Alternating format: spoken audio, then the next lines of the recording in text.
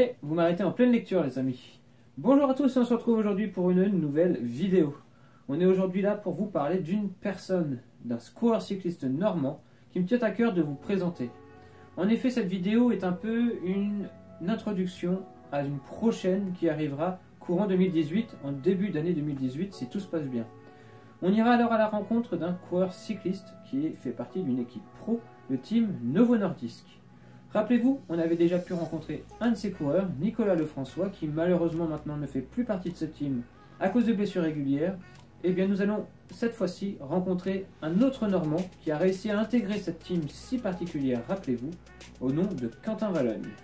Cette team est si particulière, pourquoi? Car il n'y a à l'intérieur que des coureurs qui ont du diabète. Pour beaucoup, le diabète, ça ne parle peut-être pas beaucoup, et pourtant, sachez que réussir à mêler diabète et sport, c'est quelque chose de vraiment très particulier, c'est une surveillance au quotidien. Et d'ailleurs, si on regarde très rapidement à la page 17 de ce livre, on peut lire alors cette définition du diabète, maladie liée à une insuffisance de la sécrétion d'insuline par le pancréas. À la lecture de ces deux petites lignes, on a du mal à s'imaginer ce que peut être le quotidien d'un sportif diabétique. Eh bien, Quentin Valogne a décidé d'écrire sa propre autobiographie, à savoir que c'est quelqu'un qui est encore très jeune, mais qui a déjà vécu quelques expériences en relation avec cette maladie, avec ce diabète. Il a décidé alors d'écrire ce livre pour nous faire part de son expérience et nous montrer à quel point, malgré toutes les difficultés qui pourraient vous arriver, il est toujours possible de se battre et d'atteindre ses rêves.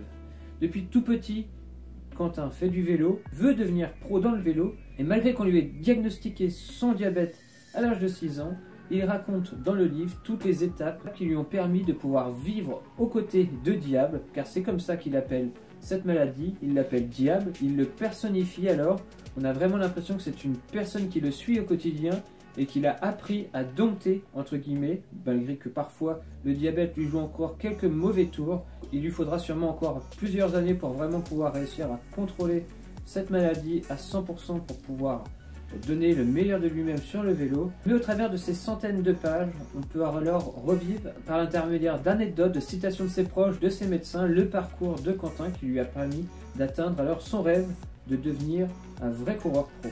Quentin est un guerrier et rien ne l'arrête. Quand il a décidé de réaliser quelque chose, il y arrive et on le ressent tout au long de son livre. Alors voilà, son livre, c'était vraiment un prétexte pour vous annoncer qu'on allait pouvoir le rencontrer. Mais surtout, on va profiter de cette vidéo pour que vous puissiez, dans les commentaires, nous donner toutes les questions qui pourraient vous traverser l'esprit, qu'on pourrait alors poser à Quentin lors de notre rencontre.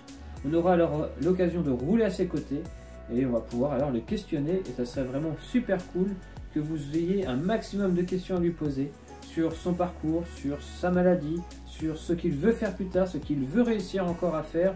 Donc voilà, je vous laisse dans l'espace commentaire, je vous laisse en compagnie de ce petit livre qui a un ami pour la vie.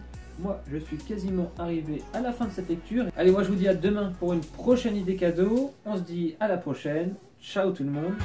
Souhaitez-moi bonne lecture.